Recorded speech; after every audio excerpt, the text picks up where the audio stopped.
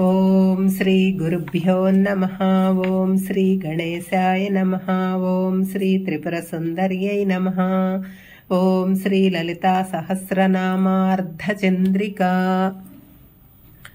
989వ నామం. వాంఛితార్థ ప్రదాయిని.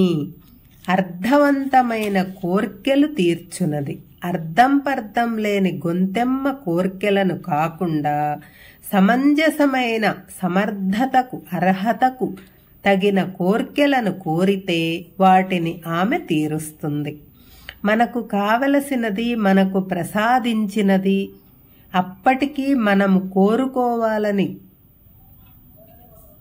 కోరికే ఉండదు.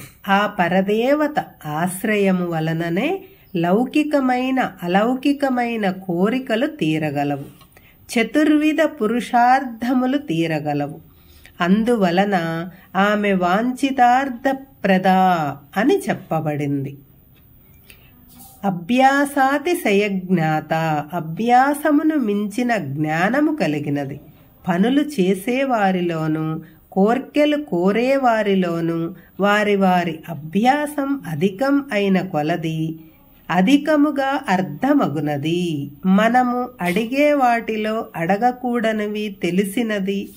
మనము తక్కువ పని చేసి ఎక్కువ ఫలితాన్ని కోరటము, తక్కువ అర్హత సమర్థత ఉండి ఎక్కువ అర్హత సామర్థ్యము కావాలని కోరటము, అలాంటిది చేస్తే మన ఇంగిత జ్ఞానాన్ని, మన అభ్యాసమును మించిన జ్ఞానం గలది శ్రీమాత.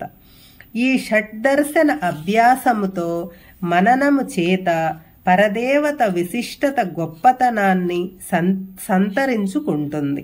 గొప్పదైన అభ్యాసము అతిశయాభ్యాసము. అట్టి అతిశయాభ్యాసము చేతకాని పరదేవత తెలియజాలదు, అనగా బ్రహ్మానుభూతి పొందగలదు. షడద్వాతీత రూపిణి. చక్రములకు అతీతముగా ఉండునది. అధ్వము అంటే మార్గము, మనస్సు, పంచేంద్రియాలు ప్రలోభపెట్టు మార్గాల నుంచి తన భక్తులను రక్షించునది. షడద్వములు అనగా పదాద్వయము, ప్రథములకు సంబంధించినది. భువనాధ్వము లోకాలకు సంబంధించినది. వర్ణాద్వయము అక్షరములకు సంబంధించినది. తత్వాధ్వము మంత్రములకు సంబంధించినది. కళాధ్వము కళలకు సంబంధించినది. మంత్రాధ్వము తత్వాలకు సంబంధించినది. ఈ 6 అధ్వాలకు అతీతముగా ఉంటుంది. వీటిలో భువనాధ్వము, తత్వాధ్వము, కళాధ్వము ఈ 3 శివ సంబంధమైనది. మిగిలిన 3 శక్తి సంబంధమైన శివ భక్తులకు సంబంధించిన పదవర్ణాన్ని అతీతముగా ఉండునది. పంచేంద్రియాలు మనస్సే. మనలని తప్పుడు మార్గాలు పట్టిస్తాయి. మనము ఆ తప్పుడు మార్గాల వలన పడకుండా, పతనమైపోకుండా శ్రీమాతను ఉపాసన చేస్తే ఆమె మనలను కాపాడుతుంది. అవ్యాజ కరుణామూర్తి. ప్రతిఫలాపేక్ష లేని దయాస్వరూపురాలు. బిడ్డల మీద తల్లికి ఏ కారణం వలన ప్రేమ దయ ఉంటాయో అలాగే మన పట్ల ఆ తల్లికి అవ్యాజ కరుణ ఉంటుంది. ప్రతి వారికి భూమి మీద పడటంతోనే మొదటి శ్వాసనిచ్చిన దైవానికి ఏ విధంగా ప్రత్యుపకారం చేయగలం అనేది గుర్తుండాలి. మన మీద దయతో మన ద్వారా శ్వాస జరిగేటట్లుగా చూసి మనం జీవించేటట్లుగా చేసే దైవానికి ఏ విధంగా కృతజ్ఞతలు చెప్పగలం? అందుకే ఆ తల్లి అవ్యాజ కరుణామూర్తి. పరదేవత ఉపాసన ఫలితం పరిపూర్తి విశ్వాసంతో ధ్యానిస్తే, ఉపాసిస్తే సాధకుని ఉపాసిస్తుంది.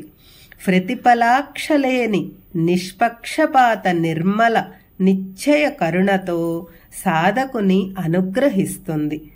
అజ్ఞాన ద్వాంత దీపిక. అజ్ఞానమనడి గాఢాంధకారమునకు దీప కళిక వంటిది. ఏది వస్తే తిరిగి అజ్ఞానంలో పడమో అదే జ్ఞానము. శ్రీమాత అజ్ఞాన అంధకారాలను పటాపంచలు చేయగల జ్ఞాన జ్యోతి. భవసాగరంలో కొట్టి మిట్టాడుతూ మార్గం తెలియక అజ్ఞాన అంధకారంలో ఉన్న సాధకునికి ఆమె అనుగ్రహం జ్ఞాన దీపిక అవుతుంది.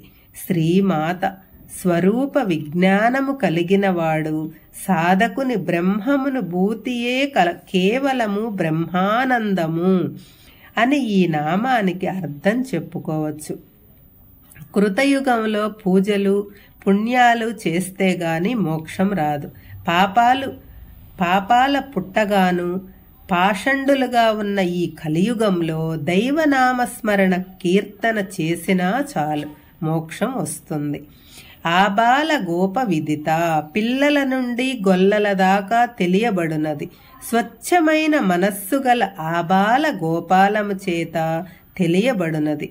భూమి మీద ఉండే పిల్లల చేత దగ్గర నుంచి పైలోకాల్లో ఉండే దేవతల చేత దాకా తెలియబడునది. సనక సనందాది సనత్కుమారులచే గోళాధిపతులచే తెలియబడునది. కాలుష్యము చెందని స్వచ్ఛమైన మనుష్యులకు బాలగోప అనే నామాలు తెలుపబడ్డాయి.